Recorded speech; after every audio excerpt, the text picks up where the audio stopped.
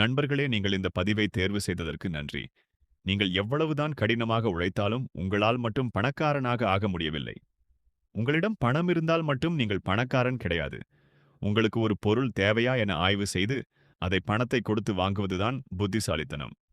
ஆடம்பரமான கார் வைத்திருப்பது மட்டும் பணக்காரர்கள் என்று அர்த்தம் கிடையாது. எந்த ஒரு காராக இருந்தாலும் அதில் நீங்கள் பயணம்தான் செய்யப் போகிறீர்கள்.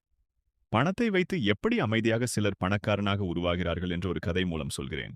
நண்பர்களே, இதை கேட்டால் நீங்கள் கூட பணக்காரனாக மாற முடியும். சொல்கிறேன் கேளுங்கள். சமூகத்தில் அமைதியான செல்வந்தர் என்பவர் ஆடம்பரம் இல்லாமல் நிலையான சொத்துக்களை கட்டமைப்பவராக பார்க்கப்படுகிறார். அமைதியாக பணக்காரனாக மாறுவது எப்படி? ஆரவாரமற்ற செல்வத்தின் ரகசியங்கள். செல்வம் என்பது ஆடம்பரமான கார்களிலோ விலை உயர்ந்த கடிகாரங்களிலோ இருப்பதில்லை.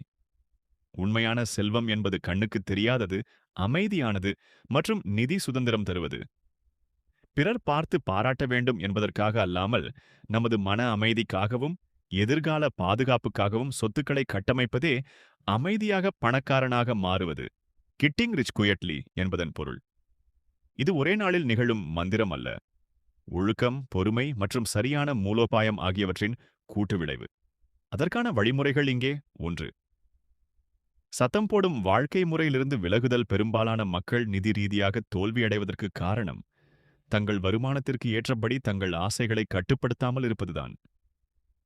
அமைதியான செல்வந்தன் தன் வருமானம் அதிகரிக்கும் போதும் தன் வாழ்க்கை செலவை உடனடியாக உயர்த்திக் கொள்வதில்லை. லைஃப் ஸ்டைல் இன்ஃப்ளேஷன் எனப்படும் இந்த பொறியை தவிர்ப்பது முதல் படி.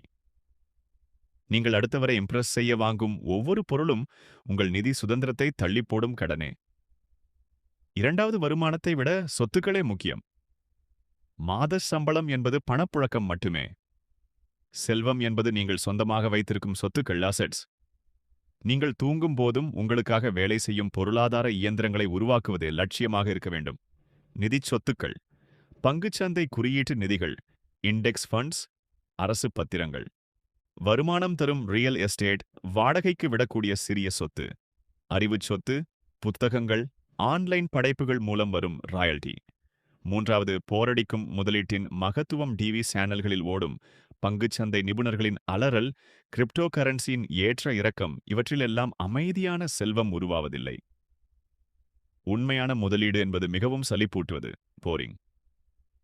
மாதந்தோறும் ஒரு குறியீட்டு நிதியில், இண்டெக்ஸ் ஃபண்ட், தானியங்கி முறையில் முதலீடு செய்து 15 முதல் 20 ஆண்டுகள் அதை மறந்துவிடுவது.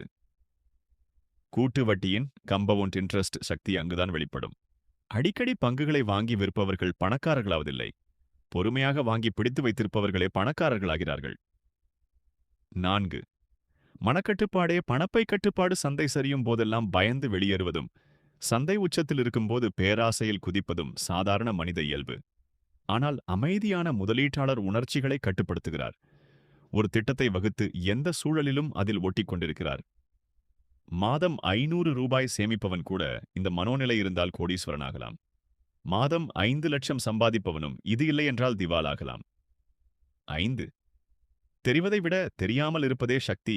ஸ்டெல்த் வெல்த் என்பார்கள். நீங்கள் எவ்வளவு சொத்து வைத்திருக்கிறீர்கள் என்பதை வெளியுலகம் அறியாதபடி பார்த்துக் கொள்வது ஒரு பாதுகாப்பு கவசம். இது பொறாமையை குறைக்கிறது. தேவையற்ற உறவினர் கடன் கேட்கும் தொல்லையை தவிர்க்கிறது. எல்லாவற்றிற்கும் மேலாக உங்களை பணிவாக வைத்திருக்கிறது. உங்கள் பணம் உங்களுக்கு தெரியும், அது மட்டுமே போதும். 6. பல முனை வருமானம். ஒரே ஒரு வருமான ஆதாரத்தை நம்பியிருப்பது நவீன காலத்தில் மிகப்பெரிய ஆபத்து. அமைதியான செல்வந்தர்கள் எப்போதும் 2வது, 3வது வருமான வழியை உருவாக்கிக் கொண்டே இருப்பார்கள். அது ஒரு சிறிய ஆலோசனை சேவையாக இருக்கலாம், ஒரு இணையதளமாக இருக்கலாம், அல்லது வார இறுதியில் செய்யும் ஒரு ஃப்ரீலான்ஸ் வேலையாக இருக்கலாம். இந்த கூடுதல் வருமானம் முழுவதும் நேரடியாக முதலீட்டுக்கு செல்லும். முடிவுரை: அமைதியாக பணக்காரனாக மாறுவது என்பது ஒரு பயணம். அது உங்கள் வங்கிக் கணக்கில் மட்டும் நடப்பதல்ல, உங்கள் மனதில் நடப்பது. ஆடம்பரத்தின் சத்தம் உங்களைச் சுற்றி ஒலிக்கும் போதும் நீங்கள் மட்டும் உங்கள் நிதி இலக்கை நோக்கி நிதானமாக, கண்ணுக்கு தெரியாமல் நடந்து கொண்டே இருப்பீர்கள். ஒரு காலத்தில் உங்களை சிக்கனக்காரர் என்று கிண்டல் செய்தவர்கள் 10 வருடங்கள் கழித்து அதிர்ஷ்டக்காரர் என்று சொல்லும்போது நீங்கள் புன்னகையுடன் மௌனமாக இருப்பீர்கள். ஏனெனில் அது அதிர்ஷ்டமில்லை, ஒழுக்கம் என்று உங்களுக்கு தெரியும்.